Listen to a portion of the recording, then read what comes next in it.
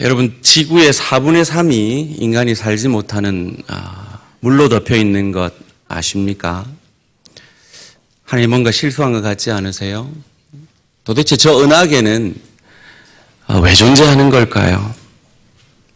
하나님이 우리에게 다스리고 정복하라는 문화명령을 주셨는데, 이왕이면 개가 가진 청력과 개가 가진 후각을 우리에게도 주셨으면 좋았을 것 같지 않습니까?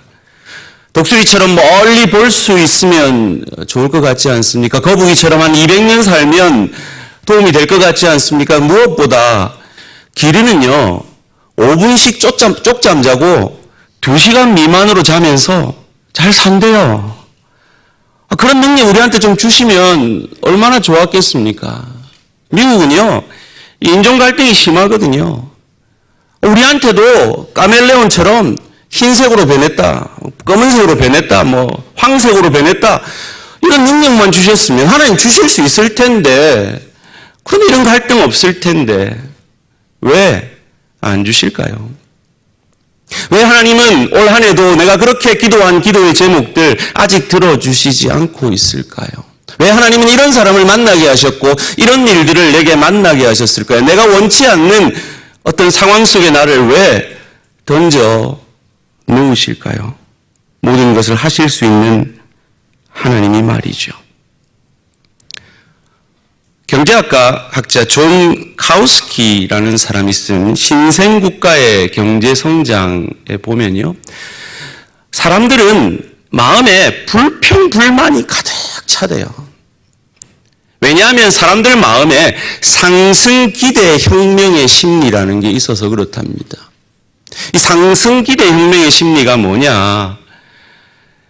우리가 지금 과거에 비해서 너무 많은 것을 누리고 있음에도 불구하고 서로 비교함으로 과거에 누리던 것을 누리고 절대 빈곤이 사라진 이 시대에 여전히 자기는 빈곤하다, 여전히 자기는 많은 것을 누리지 못했다라는 마음을 갖게 하는 심리가 상승기대 혁명의 심리라고 합니다. 여러분, 없는 것 같아요? 여러분, 차 몰면서 얼마나 감사하세요? 여러분은 과거 100여 년 전만 해도 왕들만 누리실 수 있는 몇백 마리의 말을 집에 데리고 살잖아요. 여러분, 차가 아마 몇백 마력 될 거예요. 그걸 2대, 3대 계신 분들이 계시죠? 과거에 왕들만 먹는 얼음을 버튼 하나로 먹고 계십니다. 왕들의 상에만 올려지던 귤을 여러분 썩어 버리고 있지 않습니까? 버튼 하나면 왕들은 호롱불에서 책을 읽었지만 우리는 파란 전기불에서, 버튼 하나면 선풍기와 에어컨으로 시원하게, 버튼 하나면 따뜻한 물로 샤워를 하는 시대를 과거에는 상상할 수 없는 것을 누리고 있지만, 버튼 하나면 미국에 있는 자식과 얼굴을 보며 통화할 수 있는 일들을 우리는 지금 누리고 있지만 그것에 대해서 별로 감사하지 아니하고 인간은 늘 불평불만으로 가득 차 있다는 겁니다. 상승 기대 혁명의 심리 때문에 말이죠. 감사절이 지나고 있습니다. 사랑하는 성도님들 마음에 혹 아직도 감사하지 못하고 있는 여러분의 환경과 여러분의 처지와 여러분의 현실, 혹 이 상승 기대 혁명의 심리 때문은 아닙니까? 저는 이 말을 자주 합니다. 한번 따라해 보실래요? 예수 믿으면 복 받습니다. 그러나 예수 믿는 것 자체가 복입니다. 믿으십니까? 예수 잘 믿으면 복 받습니다. 그러나 예수 잘 믿는 것 자체가 복인 줄 믿습니다. 이 저만 아는 줄 알았더니 지난 간증 때 가수 강균성도 알고 있더라고요. 그런데 우리는 그걸 잊어버릴 때가 얼마나 많은지 모릅니다. 다음 주일이면 저희가 성탄을, 오신 메시아, 그리고 다시 오실 그 예수님을 고대하는 대강절을, 성탄절 시즌을 보내게 됩니다. 그 전에 다시 한번 감사에 대해서 우리가 읽고 있는, 정말 감사해야 되는 것들을 놓치고 있는 감사의 제목이 있다면 함께 감사를 회복하는 시간들이 되었으면 좋겠습니다. 오늘 말씀의 제목을 한번 같이 읽겠습니다. 시작. 제일 기뻐하고 감사할 일. 여러분, 제일 기뻐하고 감사할 일이 무엇일까요? 감사하긴 감사하지만 제일 기뻐하고 감사하지 않을 일은 또 무엇일까요? 오늘 본문에서 예수님은 70인의 전도대를 뽑아서 둘씩 짝을 지어 전도하러 보냅니다. 그리고 그들이 돌아와서 환호하며 기뻐합니다. 귀신이 우리에게 항복하더이다. 그런데 그 말씀에 예수님 참 냉정하게 이렇게 말하십니다. 오늘 본문 17절에서 20절 말씀. 70인이 기뻐하며 돌아와 이르되 주여 주의 이름이면 귀신들도 우리에게 항복하더이다. 예수께서 이르시되 사단이 하늘로부터 번개같이 떨어지는 것을 내가 보았노라. 내가 너희에게 뱀과 정갈을 밟으며 원수의 모든 능력을 제할 권능을 주었으니 너희를 해칠 자가 결코 없으리라. 그러나 귀신들이 너희에게 항복하는 것으로 기뻐하지 말고 너희 이름이 하늘에 기록된 것으로 기뻐하라 하시니라. 아멘. 가장 기뻐해야 할, 가장 감사해야 될 일이 아닌 것이 무엇입니까? 귀신이 항복하는 것입니다. 귀신이 항복한다는 것은 기뻐할 이유입니다. 그러나 가장 기뻐할 이유는 아니라고 예수님은 말씀하십니다. 왜냐하면 귀신이 항복했다고 해서 그 사람이 구원받는 것이 아니기 때문입니다. 그래서 예수님은 마태복음 7장 23절에서 우리에게 이렇게 가르쳐 줍니다. 그날에 22절 그날에 많은 사람이 나더러 이르되 주여 주여 우리가 주의 이름으로 선지자 노릇하며 주의 이름으로 귀신을 쫓아내며 주의 이름으로 많은 권능을 행하지 아니하였나이까 하리니 같이 읽습니다. 그때 내가 그들에게 밝히 말하되 내가 너희를 도무지 알지 못하니 불법을 행하는 자들아 내게서 떠나가라 하리라. 아멘. 능력을 행했다고 해서 어떤 영적인 체험을 했다고 해서 그 사람이 반드시 구원받은 것은 아니라는 말씀입니다.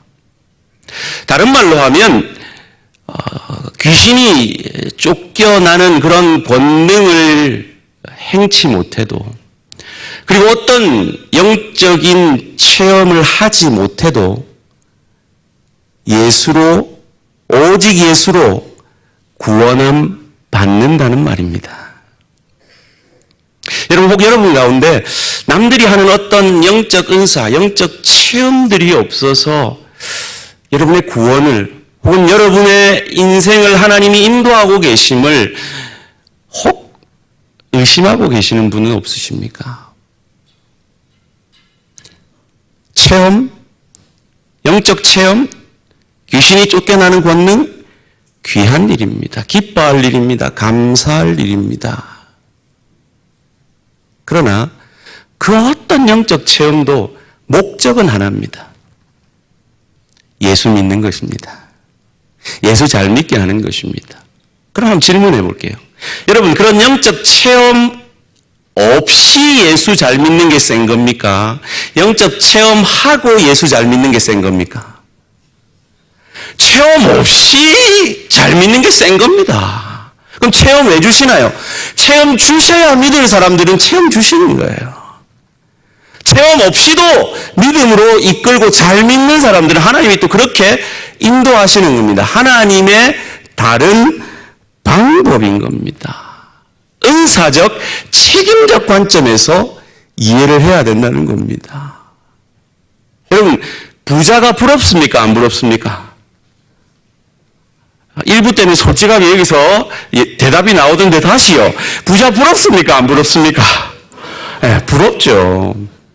그런데 여러분, 부를 축복의 관점으로만 이해하니까 부러운 거예요. 그런데 사실 부는 축복의 관점보다는 은사의 관점이 더 커요.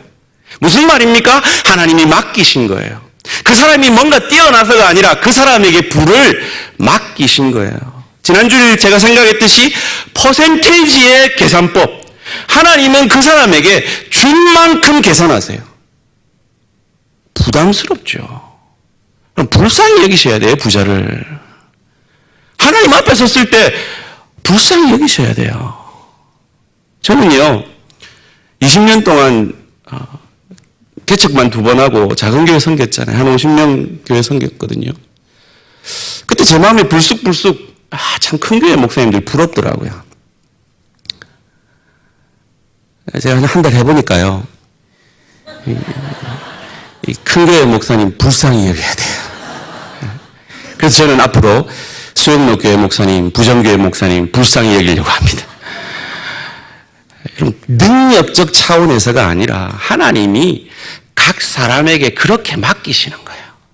20년 동안 제게 개척교회를 맡기신 것처럼 이제 남은 얼마가 될지 모르지만 그 시간 동안 제게 그냥 맡겨주신 거지 제가 뭐 잘나가지고 대한교회 담임이 됐겠습니까? 이런 차원에서 이해를 해야 부러움이 없어요. 이런 차원으로 이해를 해야 진정한 감사가 터져 나올 수 있다는 겁니다. 귀신 항복하는 거 부러울 일이죠. 제가 고1 때요, 여름 수련회 갔다가 수련회 마지막 날이요, 지난번에 제가 설교할 때 제 취임을 축하하면서 조화를 보냈던 그 친구가 귀신이 이렇게 발작을 해서 넘어졌어요. 와, 뭐 우리 전도사님이 예수 이름으로 명하노니 물러가라 하니 뭐 끄떡도 안 해요. 막 발광을 해요.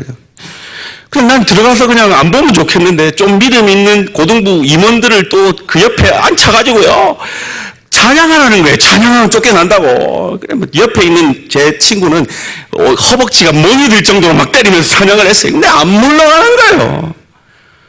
근데 주변에 귀신 쫓아내는 은사가 있는 목사님이 있다는 거예요. 그분 딱 방에 들어서자마자 잠잠해지는 거예요. 한 방에 물러가 버리는 거예요. 부럽더라고요. 근데 왜 제게는 안 주셨을까요? 왜 우리 전사님한테 안 주셨을까요? 필요한 사람한테 은사로 주신 거라고요. 책임으로 맡기신 거라고요. 그런데 우리는 부러워합니다. 그 부러움 때문에 감사를 잊어버립니다. 기쁨을 잊어버립니다. 상승 기대 혁명의 심리라는 이 못된 심리 때문에 감사를, 기쁨을 잃어버립니다. 여러분, 여러분에게 귀신을 쫓아내는 것 같은 이게 채워지면 나는 기뻐할 거야.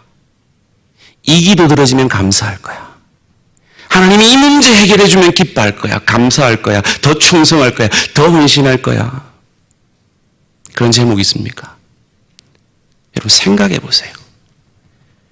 여러분의 인생은 그 기도 속에 하나님의 응답과 하나님의 인도하심 속에 여기까지 오셨잖아요.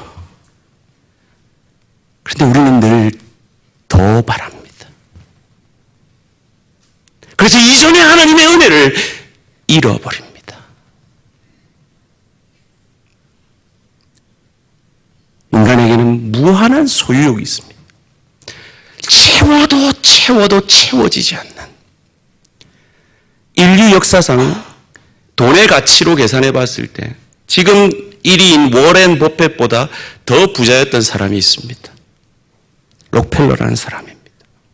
그 사람에게 기자가 물었습니다. 록펠러 씨, 당신 얼마 더 벌면 행복하고 감사하겠습니까? 제가 오늘 이 시간 영어를 한마디 가르쳐 드리겠습니다. 따라해 보실래요? Little bit more. 조금만 더 벌면 감사하겠대요. 조금만 더 벌면 기뻐하겠대요. 남 일이 아니죠. 제가 기억하기로 한국의 영화제에서, 세계 영화제에서 처음 대상을 받은 사람은 강수연이라는 모스크바 영화제였던 것 같아요. 여우주연상을 받았죠. 제가 어릴 때 그분 인터뷰를 들었는데요, 지금도 생생하게 기억이 나요. 그분이 그 대상을 받고 2-3시간 이후에 그 기쁨이 사라지더래요. 그게 인간이에요. 오늘의 이 시대를 더의 시대라고 합니다. 모의 시대라고 합니다. 더 많은 부, 더 좋은 차, 더 많은 행복을 갈구합니다. 그런데 아무리 채워 넣어도 이 인간의 마음에는 만족이 없습니다. 더 채워달라고 합니다. 감사가 없습니다. 그런 인간의 심리를 알고 참 감사의 비결을 예수님은 우리에게 이렇게 가르쳐 주십니다. 누가복음 12장 15절입니다. 시작. 그들에게 이르시되 삼가 모든 탐심을 물리치라. 사람의 생명이 그 소유에 넉넉한 데 있지 아니하니라 하시고 아멘. 상승기대 혁명의 심리. 더 채워지면 감사하겠습니다. 더 채워지면 기뻐하겠습니다라는 그 심리를 이길 수 있는 것은 더 채워지는 것이 아니라 탐심이 아니라 지난주에 생각했던 자족의 믿음인 줄 믿습니다. 그리스도 안에 있는 오늘의 현재의 나를 기뻐하고 감사하는 것. 그리스도께서 너는 이런 모습이다. 내게 준 사명은 이것이다. 네가 감당해야 될 몫은 이것이다. 라고 할 때 그것을 받아들이는 것.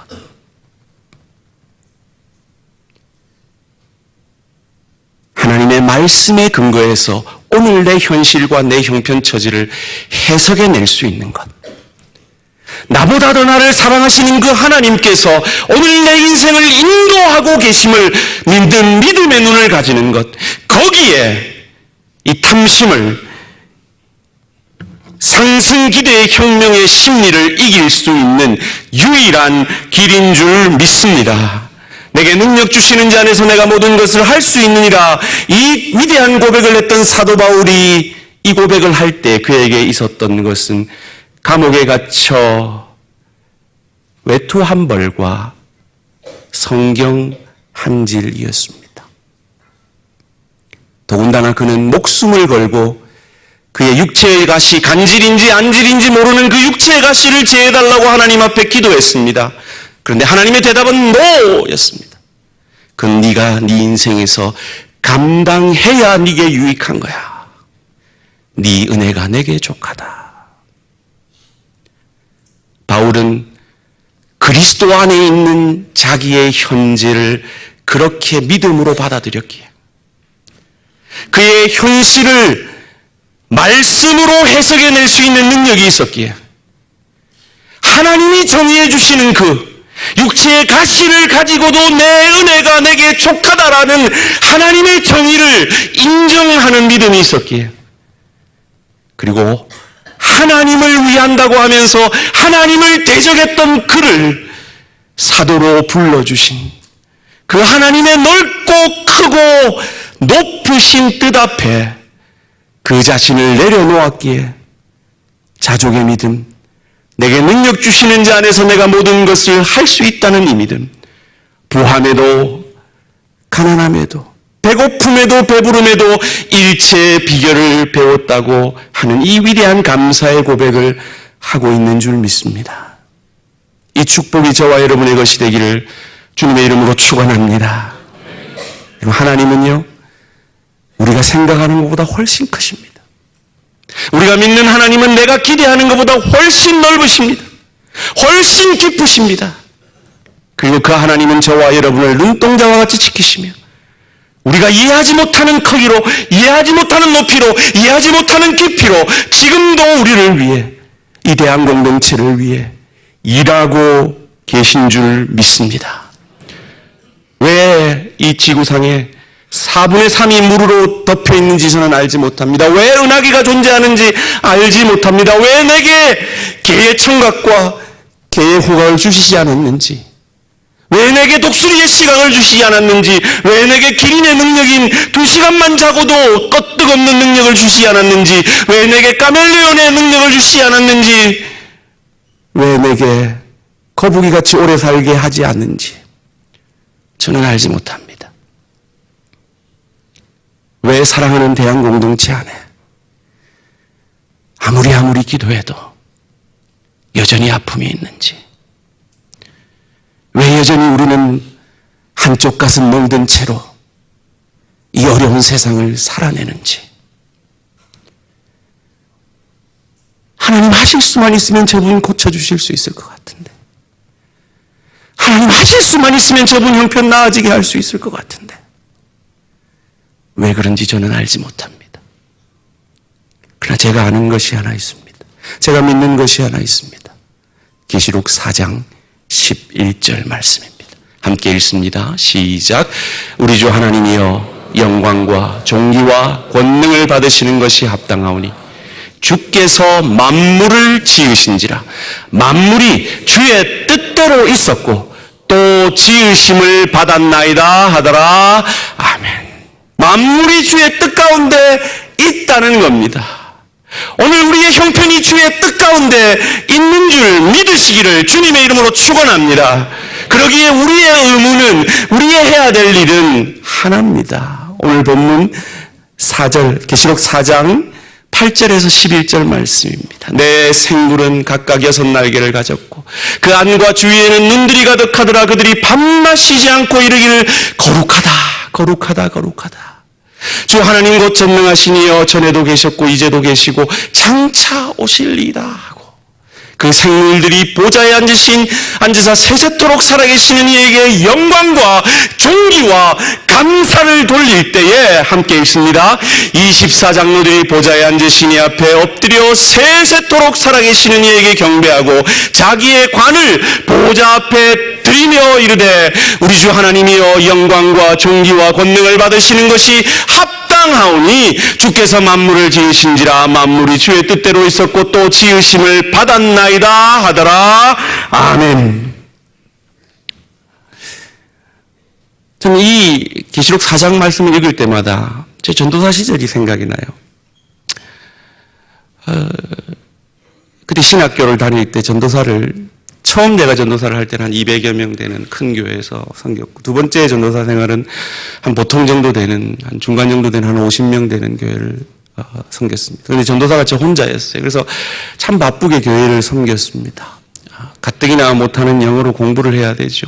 또 형편이 교회에서 주는 사례가 넉넉지 않아서 또 아르바이트도 해야 됐습니다. 아마 제가 그때 10여 가지 아르바이트 하는 중에 가구점 세일즈를 하고 있었던 기억이 납니다. 힘들었죠. 지쳐가지고 요쯤 앉아가지고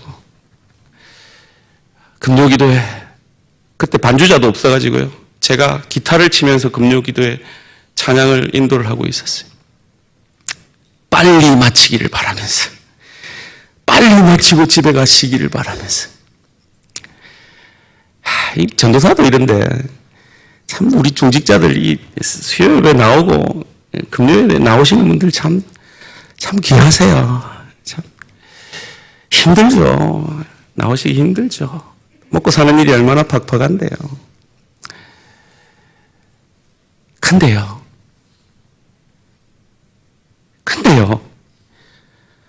억지로라도 전도사니까 빨리 마치기를 바라면서 억지로라도 나온 그 금요 기도회 때 온갖 불평불만,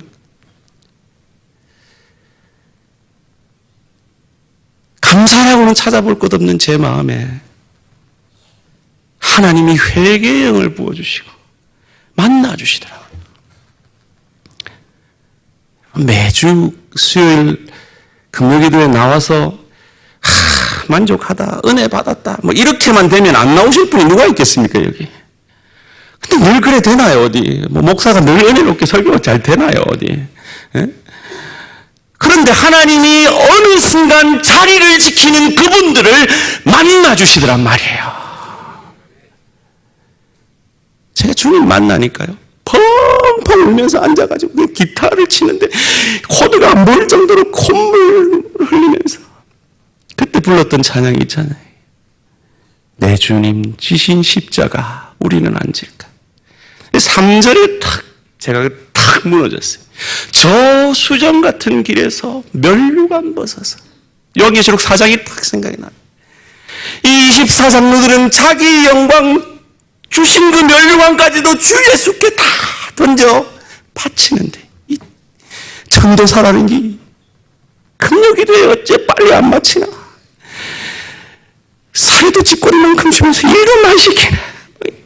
불평불만 가운데 하고 있는 제 모습을 보면 지나 부끄럽던지.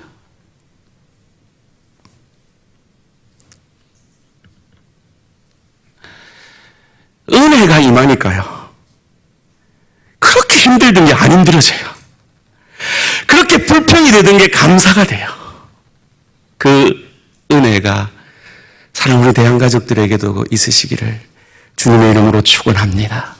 다 이해하는데도 우리는 하나님 앞에 감사할 뿐입니다. 찬양할 뿐입니다. 영광 돌릴 뿐입니다. 왜입니까? 진짜 감사할 이유가 우리에게 있기 때문입니다. 가장 감사할 이유가 우리에게 있기 때문입니다. 그것이 무엇입니까? 우리의 구원입니다. 그 구원을 우리가 어떻게 받았기에 감사해야 합니까? 오늘 본문 21절에서 24절 말씀입니다. 그때 예수께서 성령으로 기뻐하시며 이르시되 천지의 주제이신 아버지여, 이것을 지혜롭고 슬기 있는 자들에게는 숨기시고 나보다 똑똑하고 나보다 능력 많은 그들에게는 숨기시고 어린아이 같아 아무것도 모르는 능력 없는 나 같은 자에게 나타나심을 감사하나이다. 옳소이다. 이렇게 된 것이 아버지 뜻이니이다. 내 아버지께서 모든 것을 내게 주셨으니 아버지 외에는 아들이 누구인지 아는 자가 없고 아들과 아들의 소원대로 계시를 받는 자 외에는 아버지가 누구인지 아는 자가 없는데 그 계시를 우리에게 주셨단 말입니다. 제자들을 돌아보시며 조용히 이르시되 너희가 보는 것을 보는 눈이 참복이다. 너희가 믿어지는 게 참복이다. 너희가 구원 얻은 게 참복이다. 내가 너희에게 말하노니 많은 선지자와 임금이 너희가 보는 바를 보고자 하였으되 복음의 실체를 보고자 하였을 때 구약의 백성들은 선지자들은 복음의 그림자 오실 메시아만 보고 믿었는데 너희는 이미 나를 보지 않았느냐, 나를 만지지 않았느냐, 나를 체험하지 않았느냐. 너희가 듣는 바를 듣고자 하였을 때 듣지 못하는 많은 사람이 있는데 너희는 들었고 보았고 믿지 않았느냐. 이것이 너희가 가장 기뻐하고 감사해야 될 이유니라 라고 말씀하시는 겁니다. 이 복음의 가치를 마태복음 13장 44절에 46절에 이렇게 말합니다. 함께 읽습니다. 시작.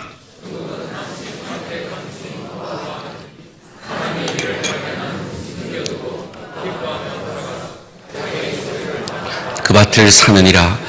또 천국은 마치 좋은 진주를 구하는 장사와 같으니 극히 값진 진주를 하나를 발견하며 가서 자기의 소유를 다 팔아 그 진주를 사느니라.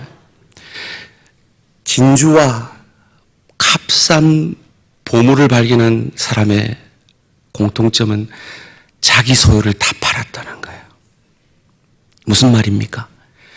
그 보물이, 그 진주가 가장 귀하다는 거예요.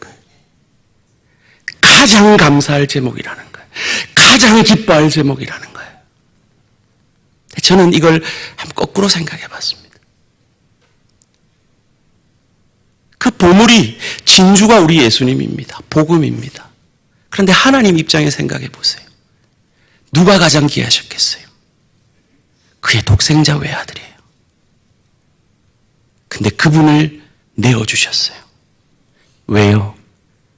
저와 여러분을 가장 보물이라고, 가장 귀한 보물로, 가장 귀한 진주로 여겨주셨기 때문인 줄 믿습니다.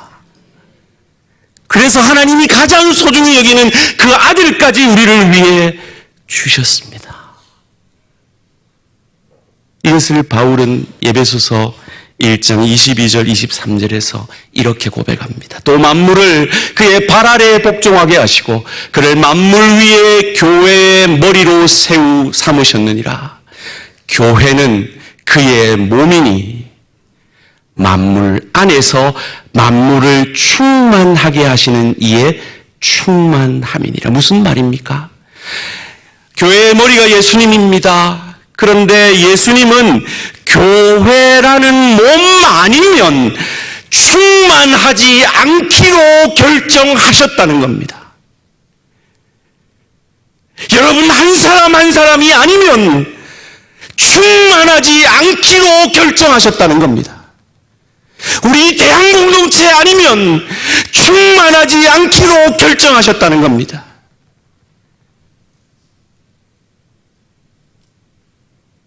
그래서 우리는 우리가 받은 구원을 가장 기뻐하고 감사할 수 있는 줄 믿습니다. 왜 우리를 부르셨습니까? 왜 우리를 불러내셨습니까? 제가요, 다니엘 기도회 때 30분 전에 앉아가지고 오시는 분들 이름을 열심히 외웠잖아요. 대부분 다 외웠어요.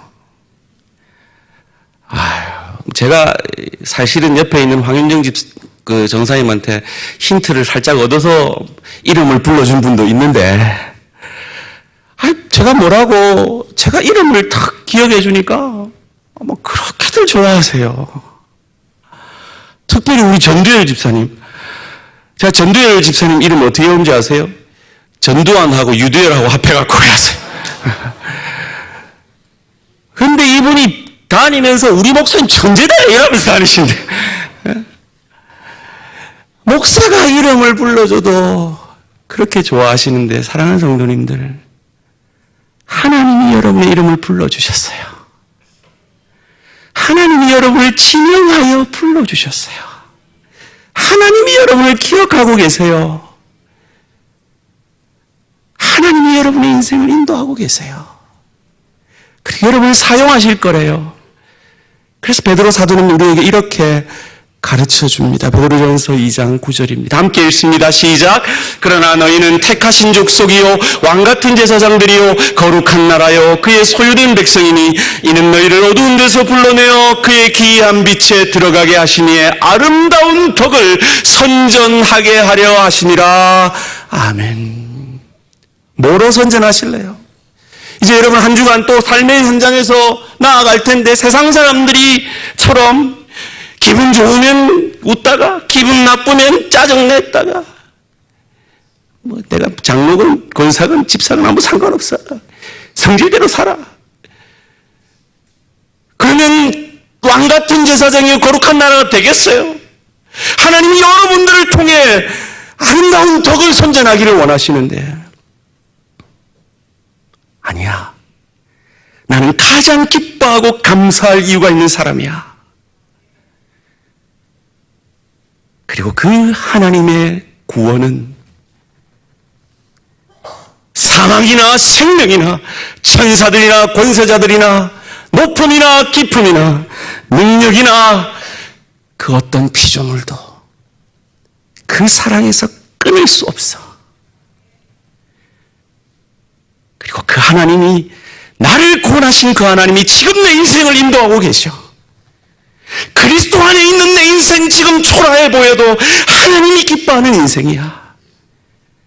말씀을 통해 내 인생을 해석해내고,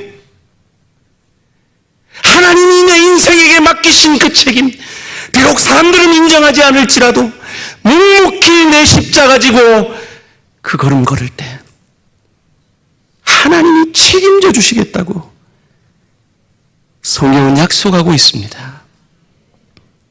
그것을 데살로니가전서 5장 16절 18절은 우리에게 이렇게 약속하잖아요. 외우시는 분은 같이 외우겠습니다. 시작.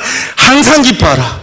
쉬지 말고 기도하라. 범사에 감사하라. 이는 그리스도 예수 안에서 너희를 향하신 하나님의 뜻이니라. 명령입니다. 맞습니다. 예, 명령입니다. 그런데 우리 주님은 명령만 내리고 책임지지 않는 분이 아닙니다. 하나님이 내게 기뻐하라고 명령하셨다는 말은 기뻐할 수 있는 길로 너를 인도해 갈 것이라는 약속입니다. 기도하라고 명령하셨다는 것은 너의 인생이 네 생각대로가 아니라 기도하지 않으면 안 되는 인생으로 내가 너를 이끌고 갈 것이라는 말씀입니다. 감사하라고 명령하셨다는 것은 너를 감사하는 인생으로 내가 반드시 만들어 내고야 말겠다는 하나님의 약속입니다. 우리는 이 약속을 가진 자들입니다.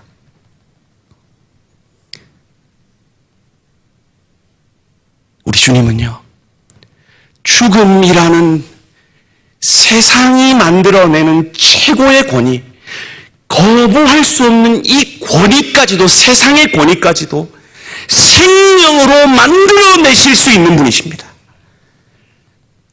이것을 통해서 우리는 무엇을 증명합니까? 세상이 최종 권위가 아니다. 하나님이 최종 권세자다. 이것을 우리에게 가르쳐주고 있는 겁니다. 그 권세자이신 하나님이 여러분에게 맡기신 십자가입니다. 여러분이 그걸 감당해내심으로 여러분에게 주시고자 하는 깊이의 축복이 예비되어 있음을 믿으시고 감사함으로 잘 감당해내셔서 하나님을 감격시키시고 내 이웃을, 내 가족을 감격시키실 때 하나님이 반드시 저와 여러분에게 확인시켜 주시고 감격해 하실 그날을 체험하게 되실 줄 믿습니다. 기도드리겠습니다.